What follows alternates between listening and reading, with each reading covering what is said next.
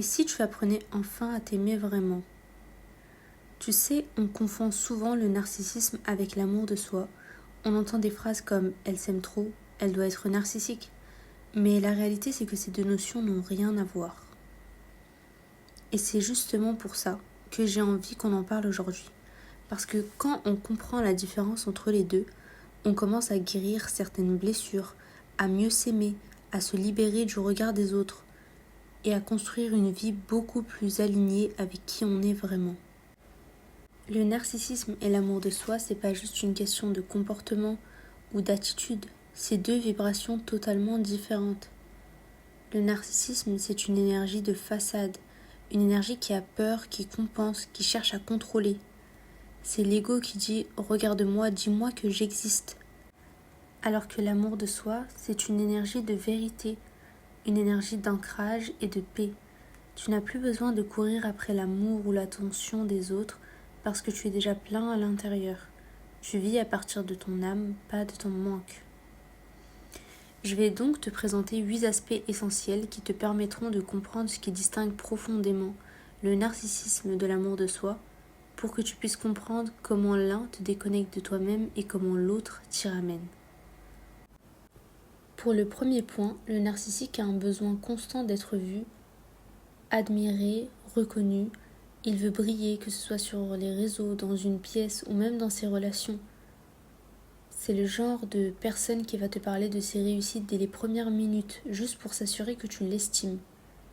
Mais quelqu'un qui s'aime vraiment, lui, il n'a rien à prouver. Comme dit Paul Carvel, la plus grande preuve de valeur, c'est de ne plus chercher à la prouver.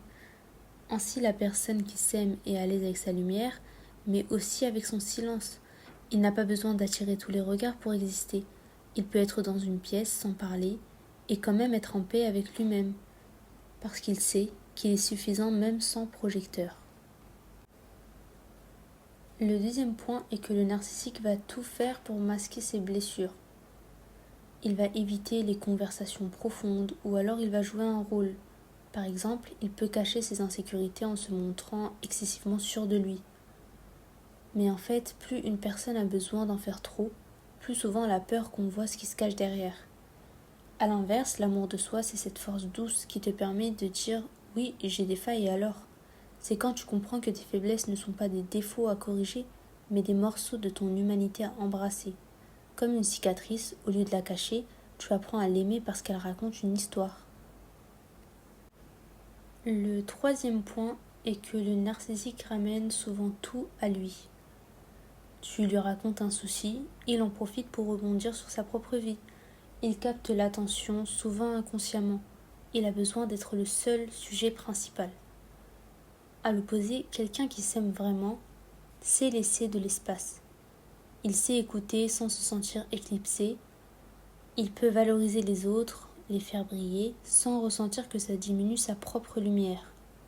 C'est un peu comme le soleil, il brille sans s'excuser mais il laisse aussi les étoiles exister. Pour le quatrième point, le narcissique se construit un personnage. Il choisit ce qu'il montre, il embellit, il filtre, il sélectionne. C'est comme si toute sa vie était un CV à présenter. Il va parler de ses réussites, mais rarement de ses doutes ou de ses erreurs. Et on peut facilement se perdre là-dedans, à force de vouloir jouer un rôle. À l'inverse, l'amour de soi, c'est enlever ce costume et respirer. C'est dire « voici qui je suis avec mes forces et mes failles ». Et tu sais quoi, les gens sentent ça. Ils sentent l'authenticité. Et c'est ce qui crée de vraies connexions. Le cinquième point est l'obsession. Le narcissique accorde une importance tellement importante à son apparence. Il se juge durement au moindre défaut. Il peut passer des heures à se comparer ou à corriger chaque petit détail de son image.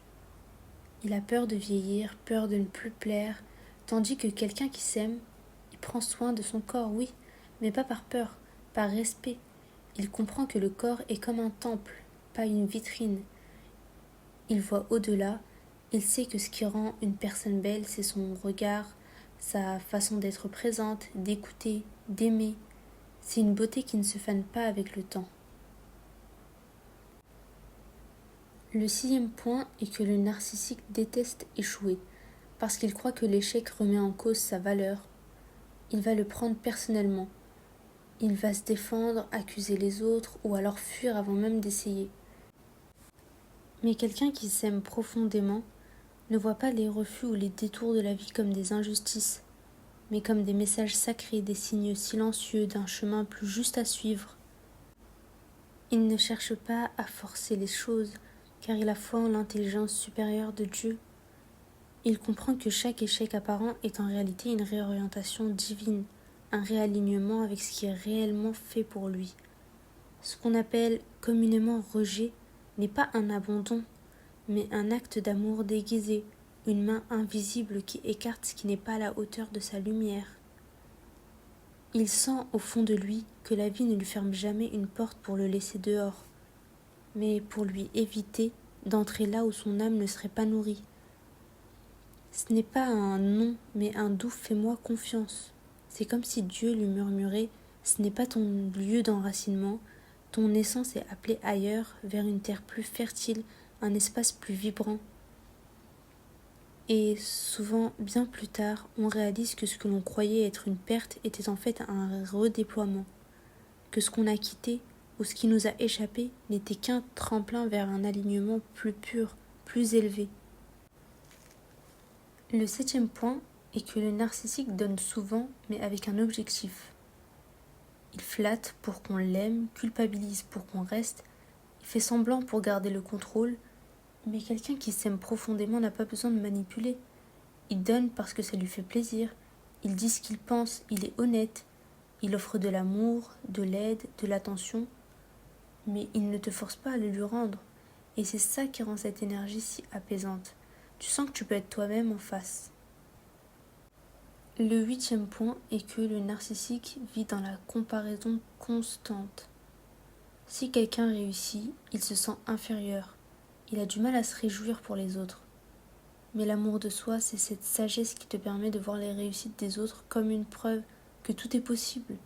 Tu vois un ami réussir et au lieu de te dire « et moi alors ?» tu te dis « waouh, c'est génial pour lui !»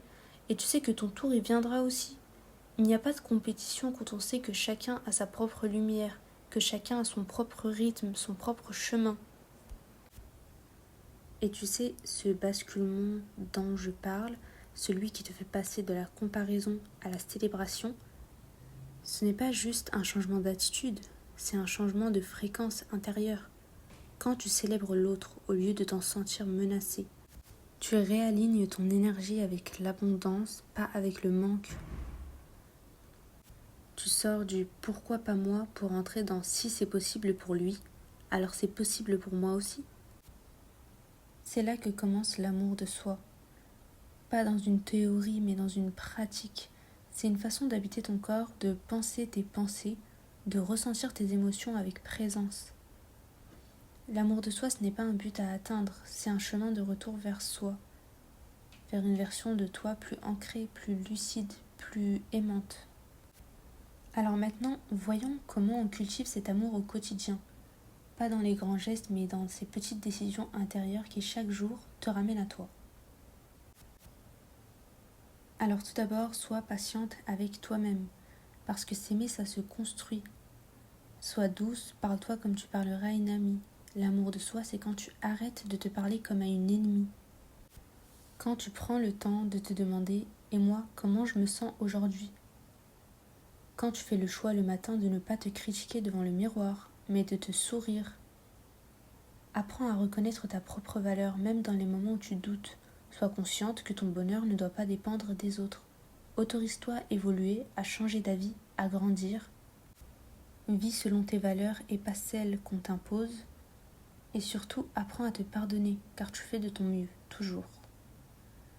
Maintenant, comment développer l'amour de soi dans des actions ? Parce qu'il y a des actions concrètes, celles qu'on peut mettre en place. Tout d'abord, parle-toi avec bienveillance, pas avec jugement. Prends soin de ton corps, mais aussi de ton mental, de ton énergie. Accorde-toi des moments à toi, même courts, ne serait-ce que boire un thé, aller te balader. Écoute ce que tu ressens, même les émotions inconfortables ont un message. Pose des limites, tu as le droit de dire non, sans te justifier. Entoure-toi de gens qui te respectent, qui te voient vraiment pour celle que tu es. Sois toi-même, même si tu ne plais pas à tout le monde. Autorise-toi à te tromper, à apprendre et à recommencer. Et surtout, célèbre tes petites victoires, ton courage, ta progression. Donc, n'oublie pas que le narcissisme crée une illusion, une tension constante, une quête extérieure. L'amour de soi, lui, c'est un retour à l'intérieur, c'est une reconnexion à ton essence. Et c'est ça qui te libère, qui te permet d'aimer vraiment, de te choisir encore et encore. Et rappelle-toi, l'amour de soi, c'est comme un muscle. Chaque pensée douce, chaque action respectueuse, chaque moment d'honnêteté avec toi-même, tout ça, ça le renforce. Alors continue à te choisir parce que ta lumière commence là. Et ce que je trouve magnifique avec l'amour de soi, c'est qu'il transforme tout. Quand tu commences à t'aimer sincèrement, tu fais des meilleurs choix, tu t'entoures mieux. Tu te respectes davantage, tu ne tolères plus ce qui est en dessous de ce que tu mérites. Tu élèves tes standards et naturellement, sans forcer, tu inspires aussi les autres à le faire. Alors maintenant, pose-toi cette question. Est-ce que je m'aime vraiment ou est-ce que je cherche à être aimée ? Et si aujourd'hui tu décidais de revenir à toi, de te regarder avec plus de douceur, plus de patience et plus de respect ? Vous savez, beaucoup trouvent l'amour de soi comme étant quelque chose de gênant. Pourtant, on n'a aucun mal à dire de mots doux et réconfortants à nos amis, à nos proches. Alors pourquoi est-ce qu'on ne le ferait pas avec nous-mêmes ? Donc souviens-toi, l'amour de soi, c'est pas un concept spirituel flou, c'est une pratique quotidienne. C'est un choix qu'on fait chaque matin, même les jours où on doute, surtout ces jours-là. Donc voilà, c'est la fin de cette vidéo, j'espère qu'elle t'aura plu et on se dit à très bientôt pour une prochaine vidéo.